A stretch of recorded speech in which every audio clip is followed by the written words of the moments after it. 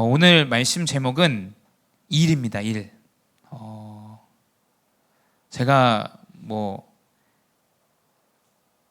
무슨 제가 일을 제가 저희 중직자분들에게 전달하겠어요. 근데 저는 이제 말씀을 이제 붙잡고 전달합니다. 그래서 사도행전 28장 1절에서 4절 이 배경을 우리가 좀 알아야 돼요. 이 1절에 보면 바울이 아덴을 떠나서, 아덴은 이제 로마의 영토인데 거기서 떠나서 이제 고린도에 가게 됐다라고 기록되어져 있어요. 이 바울 전도자, 이 바울이 아덴을 지나서 이제 로마에서 나와서 고린도에 복음 운동을 하러 가게 된 상황을 이제 명시하는 거죠. 근데 두 번째 2절에 보게 되면 아굴라, 그 영어로는 아킬라라고 하죠. 아킬라, 프리실라 아킬라, 이 브리스길라 아굴라의 부부에 대한 내용이 나와요. 아굴라라는 본도에서 난 유대인 한 사람, 이 아굴라 남편이 유대인 사람이었던 것 같아요. 그 사람을 만나니 글라우디오가 모든 유대인을 명하여 로마에서 떠나라 한 거로. 아마 이 글라우디오는 지금 정치적으로 이제 유대인들이 로마에서 떠나도록 지금 법적으로 지금 한 상황입니다. 그러니까 이 프리실라와 아킬라 부부는 이 프리실라는 이 로마 사람이에요. 그러니까 로마 사람과 유대인이 결혼한 어떻게 보면 다문화 가정이죠. 이 가정의 남편이 유대인이기 때문에 정치적으로 지금 로마에서 나와야 되는 상황 가운데 이제 고린도로 온 거예요. 이 부부가 이 고린도로 오게 됩니다.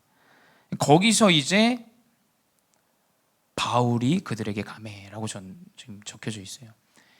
그러니까 이 정치적으로 프리실라 아킬라는 나오게 됐는데 그 현장에서 이제 전도자 바울을 만나게 되는 아주 최고의 만남의 상황이죠.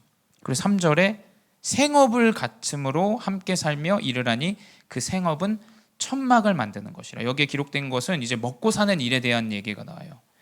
프리실라 아길라의 이 생업은 텐트 메이커였어요. 텐트. 그 당시에 이 로마가 많은 영토들을 차지하고 있었기 때문에 가는 곳마다 군사 영토를 이제 임시적으로 만들 수 있는 숙소나 이런 것들이 이제 필요했던 거죠. 그래서 이 브리스길라와 아굴라는 이 텐트 메이커 하는 사람. 근데 바울도 이 텐트를 만드는 사람이었어요. 바울도. 근데 이제 4절이 가장 중요하죠. 그 생업을 같이 하는데 안식일마다 바울이 회당에서 강론하고. 지금 회당이 나옵니다. 회당은 후대들이 이제 모여져 있는 곳이에요. 후대들이 학업을 하고 이제 후대들이 그 지식인들이 모여 있는 현장이에요. 유대인과 헬라인을 권면하느니라. 그리고 다민족에 대한 이 복음을 전한 내용이 나옵니다. 헬라인은 그리스 사람입니다. 그리스 사람. 이 유대인들은 자기들끼리만 선민이라고 생각하는데 이 바울은 브리스길라와 아굴라를 만나서 같이 이 현장에서 후대를 사역하고 다민족을 사역하는 이 일에 생업을 들여요. 이제 생을 들여요. 4절이 가장 중요합니다. 우리의 생업은 텐트 메이커예요. 근데 우리가 진정으로 언약을 붙잡고 나아가야 되는 것은 후대와 다민족에 대한 언약이에요. 이 다민족에게 복음을 전달하고 또 후대에게 복음을 전달해야 됩니다. 이게 우리의 생업이 되어줘야 돼요. 우리의 그 가운데 안식일마다 이제 후대와 다민족에게 복음을 전하는 우리 기록들 보죠. 육신의 일로 본다면 사실 목회자의 자리는 굉장히 연약해요. 그렇죠? 사실은 제가 성공자의 목회자가 아니기 때문에 저희 제주도에 이모가 사세요. 이모가 사시는데 제가 결혼 전에 이제 이모를 한번 뵌 적이 있어요. 이제 육촌이죠, 육촌. 근데 이제 제가 목회자가 된다라는 걸 알고 계셨어요. 목회자가 되는데 또 이제 결혼도 하니까 이제 계산이 대충 나오잖아요. 경제적으로 고생 좀 하겠다, 좀 그러신 눈빛이에요. 그래서 이모는 이제 제주도에서 미용실을 하시고, 그래서 저보고 한숨을 푹 쉬시면서 아니 그래서 목회에서 어떻게 먹고 살라 그러냐, 네 결혼하는 와이프는 가정이 어떠냐, 경제적으로 좀 여유가 있냐, 이런 걸 물어보시더라고요. 그러니까 그 말은 아니 먹고 살기 힘들겠다 지금 이 이야기잖아요. 그래서 이모 저는 그냥 이렇게 살아야 되는 존재인가 봐요. 그냥 그러고 뭐 배경 안 돼도 저는 사실 괜찮아요 뭐 이렇게 얘기를 하고 말았는데, 대부분 그래요. 그렇죠? 일이라는 것을 본다면 사실 육신적인 기준들로 우리 다 보게 됩니다. 근데 이 사도행전 18장 1절에서 4절의 이 일은 좀 다른 일이에요. 정치적인 일로 내가 지금 고린도로 오게 됐는데 전도자를 만나게 됩니다. 나에게 문제가 온 것 같은데 전도자를 만나는 최고 기회가 돼요. 이걸 보셔야 돼요. 이 영적인 비밀을 보셔야 돼요. 그 일을 합심하면서 사람들은 먹고 사는 일에만 다 집중하고 살아가는데, 안식일마다 후대에게 들어가고 안식일마다 다민족에게 복음을 전하는 이 복음 운동을 함께 합심합니다. 저는 우리 교회 중직자분들, 성도분들 그 생업을 함께하는 전도자로 만나게 하셨다, 저는 그렇게 생각해요. 그래서 우리의 일은 다른 게 아닙니다. 사실은 이 전도 선교죠. 복음을 전달하는 것, 그것을 위해서 사실 우리를 부르셨어요. 이 성경의 인물들이 한 3인물 정도 볼 건데 다 그래요. 첫 번째 다윗입니다. 다윗은 목동이었어요. 목동의 일이 그렇게 가치 있는 일이 아닙니다. 목동의 일은 이스라엘의 누구나 하는 양측이에요. 근데 그 안에서 다윗은 글을 써요. 글을 쓰고 이제 본인이 이제 양을 지킬 수 있는 기술을 연마하는데 그게 이제 물맷돌이죠.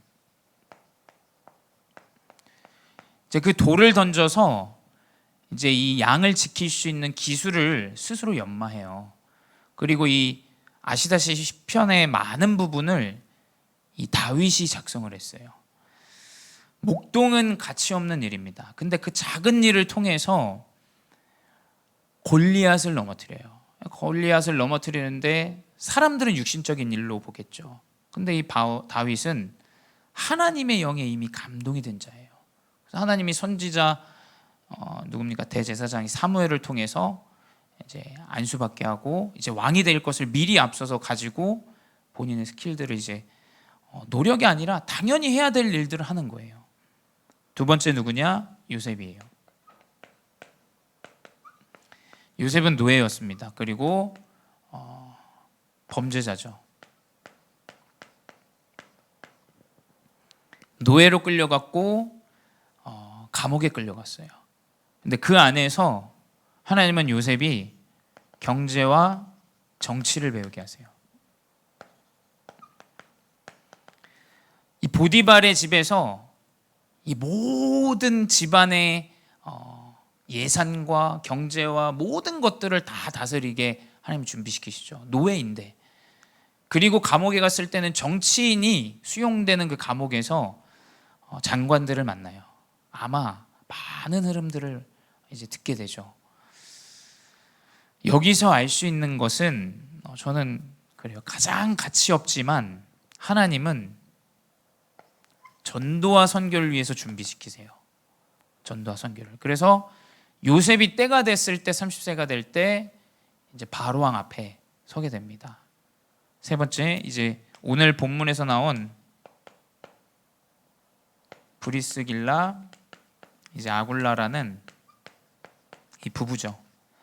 사실 이 인물은 정말 저는 참 특이해요. 이 인물이. 왜냐하면 사도행전 2장에 그 성령이 임할 때도 그 자리에 있었어요. 이 로마에서 온 나그네. 이 사람이 이제 브리스길라와 아굴라거든요. 근데 이 바울은 사도행전 2장에 사도들이 모여서 성령의 불이 임할 때 그 자리에 없었어요. 그것도 신기한데 고린도에서 이 전도자와 이 중직자들이 만나게 돼요. 그러면서 이제 본격적으로 선교 운동이 시작되어지죠. 근데 이 사람들의 생업은 천막 만드는 거. 아까 말씀드렸지만 이제 로마가 영토를 막 장악할 때 그 로마, 어떻게 보면은 군인들을 상대하는 업을 가지고 있었던 사람인 거예요. 그러니까 이 로마 군대, 사실은 이 로마 군대를 통해서 돈을 얻기 때문에 이 사람은 경제적인 여유가 상당했을 거라고 저도 이제 생각해요. 그래서 이 브리스길라와 아굴라가 바울을 이제 만나게 되면서 전도의 선교에 대한 정확한 언약을 가지고 완전히 서포터가 돼요. 그래서 실제로 이 바울과 이 브리스길라 아굴라는 이제 함께 이 전도운동 속에서 계속 인도받습니다. 그리고 바울이 파송도 하고 그 교회를 또 세울 때도 파송하고, 이 전도운동 속에서 계속 하나님이 인도해 나가세요. 근데 이제 뭐 정치적으로 이제 사실 생각해 보세요. 로마에서 이제 사업을 하다가 갑자기 이제 고린도로 쫓겨나야 되는 상황들, 사실은 포기해야 되고 절망 속에 있는 상황임에도 불구하고 전도자를 만나는 이제 최고의 계기가 되죠. 그래서 언약을 붙잡았는데 나에게 문제가 왔다. 하나님 계획입니다. 진짜 전도와 선교가 회복되어지는 계획이에요. 근데 내가 언약이 없는데 문제 속에 계속 다른 선택을 한다. 이제 그러면 진짜 재앙이죠. 그렇지 않습니까? 만약에 내가 해적선을 탔는데 해적선의 일 가운데 부지런하다, 그건 진짜 최악의 상황이에요. 그러니까 방향이 중요하다라는 거지 내가 열심히 하느냐 안 하느냐는 그 다음 문제인 거예요. 해적선에서 열심히 하고 부지런하면 그건 진짜 재앙입니다. 그렇죠? 그건 도둑이에요. 도둑놈이 좀 부지런하면 큰일 나는 거죠. 근데 내가 연약한데 성실하게 내가 해야 될 일을 하는 그 가운데 부지런하지 않고 난 게으르고 연약해요. 하나님 그런 사람을 쓰세요. 차라리. 그렇죠? 방향이 아예 다른데 열심히 하고 부지런한 사람 하나님 쓰시지 않는다라는 거예요. 그래서 우리는 이 전도의 선교의 언약을 붙잡고 일 속에 있어야 됩니다. 일 속에.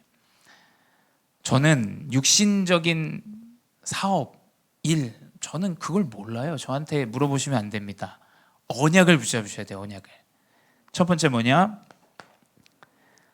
나의 기능, 곧 이제 전문성이죠. 하나님은 성경을 통해서 알 수 있듯이 전문성을 갖추게 하세요. 그렇죠? 근데 그 전문성은 하나님 여정 속에 있어요. 다윗 목동의 여정에서 그 스킬이 준비되어졌어요. 열심과 노력이 아닙니다. 그래서 저는 우리 랩넌트와 우리 중직자분들의 어려움들 문제, 저는 문제 아니라고 생각해요. 왜냐? 아니 성경에 그 문제를 통해서 하나님은 최고의 기술을 연마하게 하세요. 그렇죠? 그게 어떻게 문제고 사건입니까? 나에게 상처가 있다? 하나님의 여정 속에서 전문성을 갖추게 하세요. 근데 사실은 나의 일을 최고로 연구해야죠.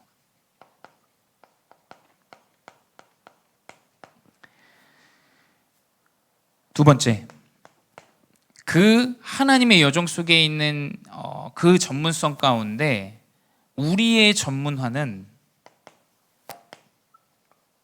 사실은 이제 세계 복음화의 전문화죠. 하나님이 나를 부르신 이유, 하나님이 나의 기술을 가지게 하신 이유는 무엇이냐? 하나님이 살아계심을 나타내기 위한 것이에요. 요셉은 뭡니까? 하나님이 주신 그 지혜와 명석을 가지고 온 애굽의 땅에, 전 세계 그 당시에 강대국이었기 때문에 이 사람의 명성과 그 사람의 이 지혜와 이 사람의 인물에 대한 부분은 전 세계에 다 알려져요. 그렇죠? 전 세계 사람들이 쌀을 사러 왔잖아요. 하나님이 주신 이 언약의 여정 속의 이 전문화는 우리는 세계 복음화입니다. 그리스도의 언약을 가지고 복음이 땅끝까지 증거되어지는 것, 사실은 이거죠.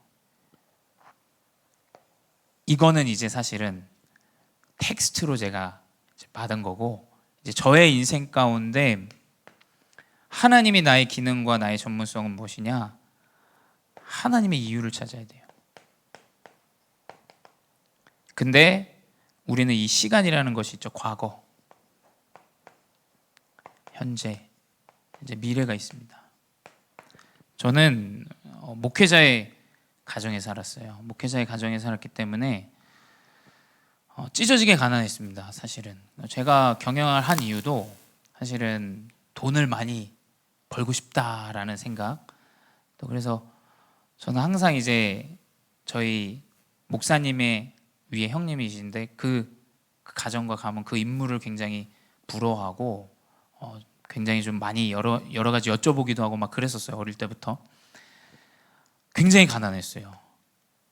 비 오면 습해가지고 물 차고 집이 이제 교회가 또 더우면 이제 추우면 이제 굉장히 또 추운 교회 안에 있는 쪽방에서 이제 어릴 때부터 지냈어요. 근데 왜 하나님이 나에게 이런 과거를 주셨을까? 그러면서 이제 제가 감사하게 하나님 여정 가운데 이제 뭡니까 이제 필리핀에서 이제 공부를 하게 되고 그 안에서 이제 이 10년이라는 이 시간 가운데 하나님이 저를 이제 하나 바꿔 나가시더라고요. 삶, 그리고 내 생각, 내 마음, 그리고 영적인 부분, 기도 이런 것들을 사실은 많이 보게 하셨어요. 그러면서 저는 사실은 그래서 이 목회자 자녀들을 보면 굉장히 마음이 가요. 그리고 또 연약한 교회를 보면 저희 교회 뭐 풍성하진 않지만 연약한 교회 그 목회자 자녀들을 볼 때 굉장히 좀 마음이 많이 가요. 왜냐하면 그것이 어떤 것인지를 알고 있고 또 이 여정이 쉽지는 않지만 하나님의 계획이 분명히 있음을 저는 알고 있기 때문이죠. 그래서 저는 이번에도 공주의 그 대학 캠프 이제 메신저로 갔다 왔는데 정말 마음이 많이 가더라고요. 공주의 그 시골에서 있는 작은 교회지만 하나님의 언약 붙잡은 이 목회자들 여기 부르셔서 여기서 이제 대학 안에 전도운동을 하기 위한, 그러면서 왜 나에게 20년이라는 시간 하게 하셨나? 그러면서 현재는 하나님의 말씀으로 계속 답을 나게 하세요. 그러니까 과거는 우리가 이제 더 이상 바꿀 수가 없어요. 그렇다면 그 안에 분명히 하나님의 이유가 있다라는 거예요. 그렇죠? 하나님의 분명한 이유가 있기 때문에 하나님은 나에게 그 과거를 주셨다라는 거예요. 그거를 지금의 현재에서 말씀으로 답을 딱 붙잡고 나가셔야 돼요. 그래서 저는 한국 나오기 전부터 사실은 한국어를 가르칠 수 있는 것을 사실은 이제 나오자마자 따야겠다 해서 준비했어요. 그 당시에 저희 교회는 아무런 뭐 어떤 다민족의 연고된 이런 것들이 없었어요. 근데 나를 하나님이 이 현장에 있게 하셨고 또 학교 현장에 있게 하셨고 분명히 하나님이 계획이 있겠다라는 것을 이제 많이 느끼게 됐죠. 그러면서 이제 연약한 사람들, 또 목회자 자녀요, 선교사님 자녀들 이런 거에 대한 부분이 좀 저에게는 많이 이제 마음에 담겨요. 그러면서 하나님이 나를 이 안산에 있게 하신 이유가 무엇인가? 지금의 나의 현장과 나의 교회와 그 가운데 하나님이 주신 언약의 말씀, 그 안에서 정확한 하나님의 이유를 발견해야 돼요. 근데 바뀌는 건 많이 없어요. 지금 뭐 크게 없습니다. 근데 하나님 확신을 주세요. 말씀 속에서 확신을 주세요. 하나님이 세 가지 뜰을 준비하시구나. 하나님이 나에게 어려운 가정에서 있게 하시면서 그 가운데서 후대에 대한 언약. 맞아. 후대가 이걸 알아야 돼. 후대가 환경과 상황과 배경 가운데 본인의 실력 가운데 너무 어렵고 힘들지만 그게 아니라 하나님의 계획과 뜻이 있다라는 걸 후대에게 전달해야 된다라는 이거. 그리고 외국인으로서 있는 나의 여정 가운데 이 다민족들 하나님이 안산에 들어오게 하신 이유가 무엇인가? 또 우리 교회를 안산에 부르신 이유가 무엇인가에 대한 정확한 하나님의 여정. 그리고 이제 제가 영적으로 굉장히 시달렸거든요. 삶이 잘 안 되어졌어요. 굉장히 좀 억눌리기도 하고 잠을 잘 못 자기도 하고 가위에 눌리기도 하고 제가 영적으로도 저도 좀 많이 시달렸거든요. 편두통에 시달리고 영적으로 여러 가지 부분에 연약한 여정이었는데 그 안에서 하나님이 나에게 이 문제와 사건들을 주신 이유가 있구나. 그래서 힌트를 드리자면 여러분의 가장 연약한 것, 그게 유일성이에요. 그래서 복음은 완전하다라는 거예요. 가장 상처되는 거 있으시죠? 그게 최고의 전문성이에요. 그게 나의 기능이에요. 그게 나에게 하나님이 주신 유일성입니다. 이것을 사실은 우리의 전문성으로 가져가야 돼요. 그러면 어떻게 되냐? 이제 하나님은 증인으로 쓰시죠.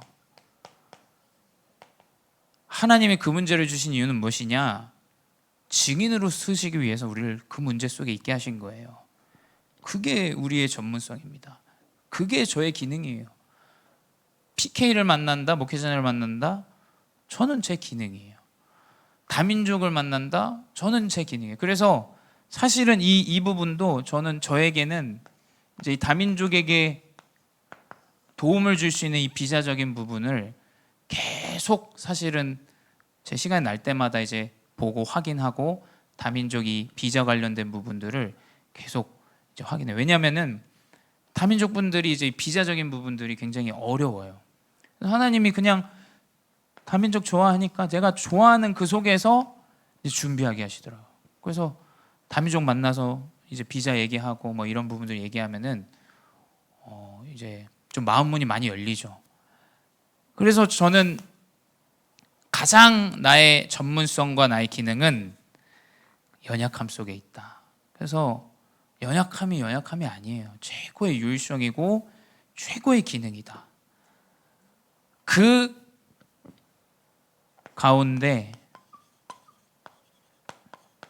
우리가 붙잡아야 되는 산업 선교의 시작이에요. 오늘 말씀 하나님 주신 이유가 있는 것 같아요. 왜 이 말씀을 주셨는지 모르겠지만 하나님 분명히 이 산업 선교의 시작을 어떻게 하셨냐? 다른 게 아닙니다. 뭐 거창한 게 아니에요, 여러분. 마태복음 18장 18절에서 20절의 말씀에 기록되어져 있죠. 무엇이든지 너희가 땅에서 매면 하늘에서도 매일 것이요 무엇이든지 땅에서 풀면 하늘에서도 풀리리라. 그리고 20절에 뭐라고 돼 있냐? 두세 사람이 내 이름으로 모인 곳에 나도 그들 중에 있느니라. 산업선교의 시작은 언약을 붙잡은 두세 사람이 모일 때 시작되어져요.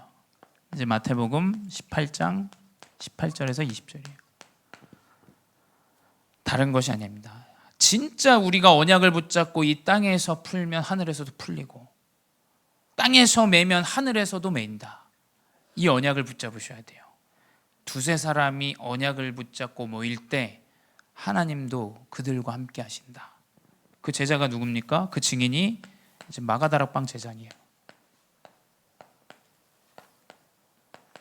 마가다락방 제자들이 모인 사도행전 2장 42절에 기록되어져 있죠.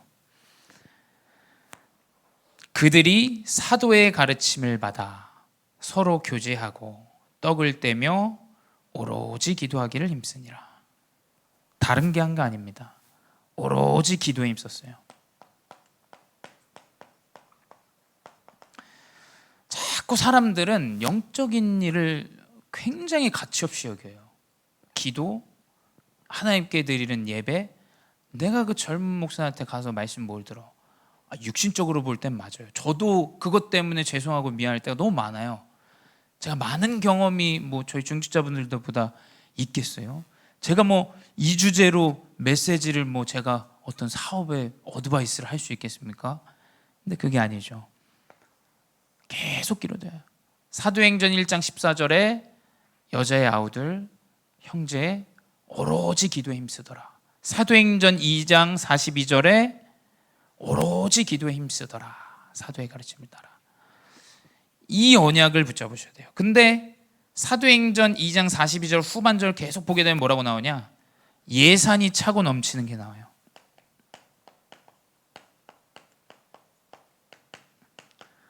서로 통용하고 서로 교제하고 연약한 자에게 나의 것을 나눠주는 그 구절이 43절부터 쭉 나오게 됩니다.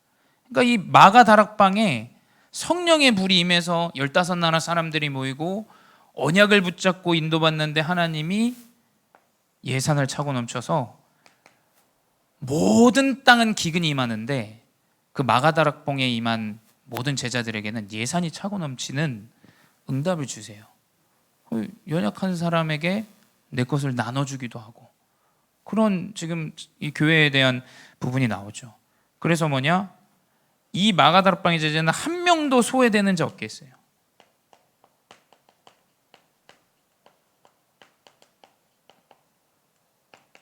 이게 산업선교의 시작입니다. 소외된다. 저는 안 해야 된다고 생각해요. 사람을 살리는 시스템이 되어줘야 돼요. 사람을 살릴 수 없다. 안 해야 됩니다. 사람을 살리는 시스템이 돼야 돼요. 그래서 이 마가다락방의 제자분들은 이 교회는 모든 사람이 하나님의 은혜가 임해요. 예산이 차고 넘치는데 내 것을 통용하고 나누는데 받은 사람이 은혜도 받고 또 주는 자도 주는 대로 하나님의 은혜를 받아요. 이게 산업선교의 시작입니다. 그리고 이 산업선교의 시작으로 이 중직자들의 시작으로 이제 세계 선교가 시작돼요. 저는 이 언약을 우리 복음제일교회 하나님이 주신 언약으로 붙잡고 있어요. 세계 선교를 하나님이 이루신다. 근데 이게 사실은 이스라엘이 실패한 이유죠. 이스라엘은 선민 사상이 있었어요. 이 외국인들과 다른 나라 사람들, 유대인이 아닌 자들과는 동석하지도 않고 함께 먹지도 않았습니다. 이스라엘의 실패 이유는 무엇이냐? 선교를 놓쳤어요. 선교를. 다민족에게 복음을 전달하고 후대에게 복음을 전달하고 이 선교를 놓치게 되니까 완전히 이스라엘이 계속 포로 로마에게 속국되어지고 이 문제 가운데 계속 임합니다. 두 번째, 하나님이 이 마가다락방과 초대교회 제자들을 축복하신 이유가 이거예요. 우리 언약 붙잡은 이 전무인들, 산업인들 또 그리고 우리 중직자 업의 현장에 있으신 분들 이 언약을 붙잡으셔야 됩니다. 하나님 나를 통해서 현장에 망대를 세우고 다민족 선교사를 파송하고도 남는 하나님 전도 선교의 언약을 나에게 허락해 주시옵소서. 하나님이 이 초대교회와 연약한 이 마가다락방을 축복하신 이유예요. 그 이후에 이제 계속 복음운동이 확산되어지죠. 하나님이 바울을 사용하신 이유예요.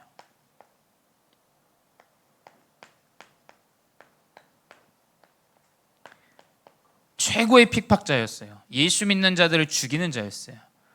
그리고 바울은 사실 12제자들과 함께하는 이 사도행전 2장의 현장에 있지 않았습니다. 근데 하나님이 이 전도자 바울이 완전 전도와 선교 언약을 붙잡았다는 거 알고 있었어요. 그러니 어떻게 되냐? 하나님이 그 중직자를 붙이세요. 그렇죠? 오늘 사도행전 18장 1절에서 4절에 브리스길라 아굴라를 붙이십니다. 그래서 이 바울이 선교하는데 전도하는데 돕습니다. 그래서 하나님은 이 전도자 바울을 통해서 세계 선교를 이루시죠. 네 번째 무엇이냐? 로마서 16장 이 중직자들 7별명의 이 중직자들이 나오죠. 이 로마서 16장에 교회를 살린 자들이에요. 이 사람들의 다 공통점이 무엇이냐? 교회를 살렸어요. 그 교회를. 모든 현장에 있는 교회에 이 사람들은 칭찬받고 이 사람은 수고한 자고 이 사람은 사랑받은 자고 나의 친척이고 나의 동역자고 바울이 계속 소개하는데 그 사람들의 공통점이 무엇이냐? 교회를 살렸어요. 교회를. 선교 전도할 수 있도록. 그래서 이것이 우리의 일입니다. 이것이. 그래서 결론은 무엇이냐?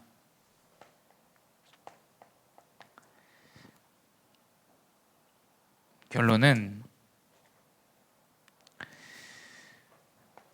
이번 주 우리 강단의 말씀이에요. 사도행전 16장 31절. 저는 이 언약을 붙잡았습니다.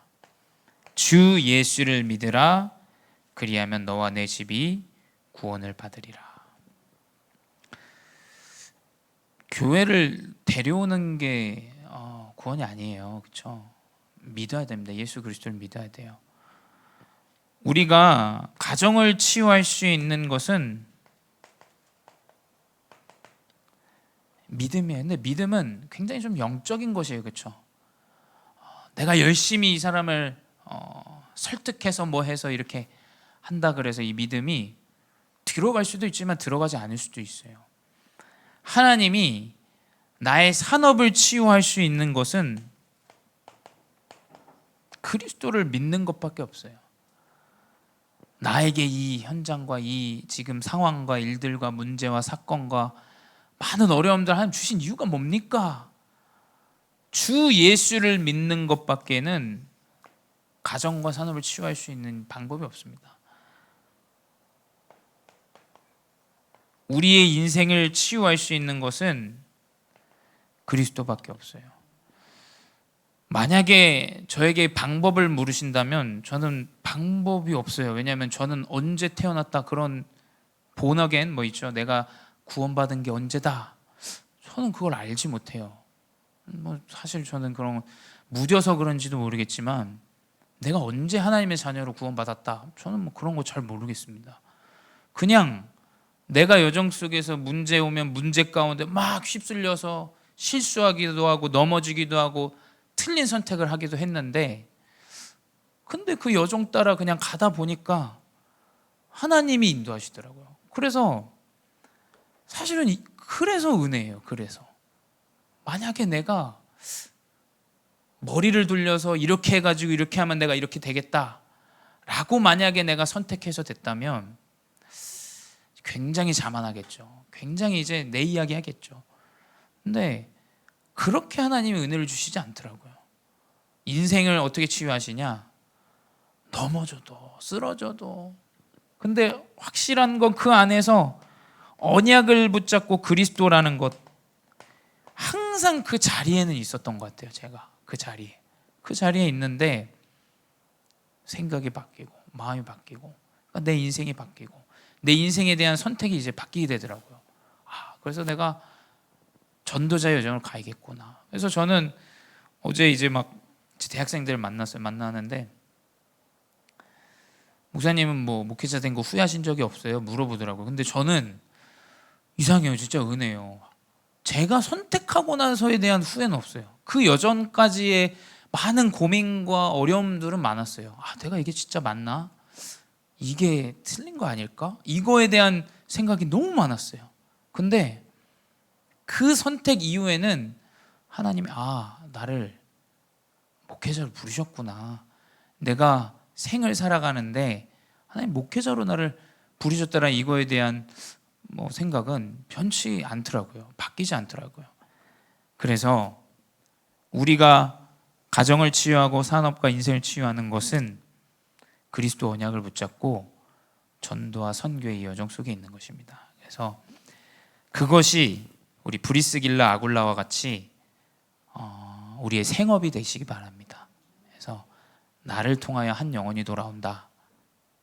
그걸로 저는 충분하다고 보여져요. 그래서 그 언약 붙잡고 하나님의 일 속에 있는 귀한 증인들 되시기 바랍니다. 기도하겠습니다. 사랑의 하나님 감사합니다. 주님, 모든 것이 하나님의 계획이요 이유가 있는 줄 믿습니다.